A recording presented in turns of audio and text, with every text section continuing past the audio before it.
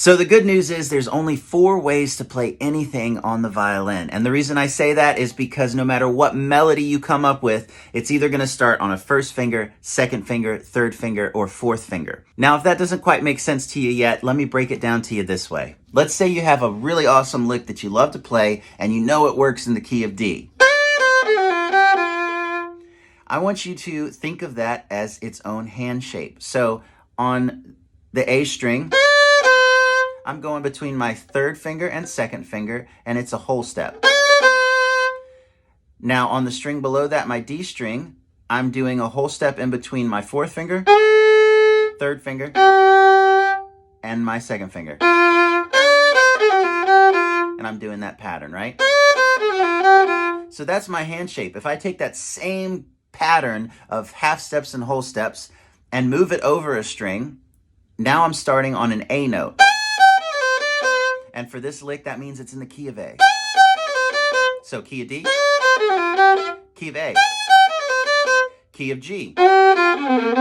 Hopefully it makes sense to you that by changing the place where I start this lick, even though the lick is the same pattern of whole steps and half steps, it's now sounding in a different key, right? So A, D, G. So now I can play that lick in any key I want to just by moving that shape around. But it gets kind of crazy to have to... Nobody wants to be shifting all around with this one hand shape. That's why we learn the other 3. One way that you can learn a different hand shape is to shift. So if I'm normally playing this on the third finger,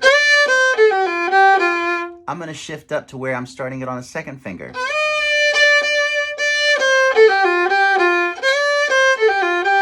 And I do that so that I can easily tell by my ear that I'm playing the right notes because it's going to sound the same.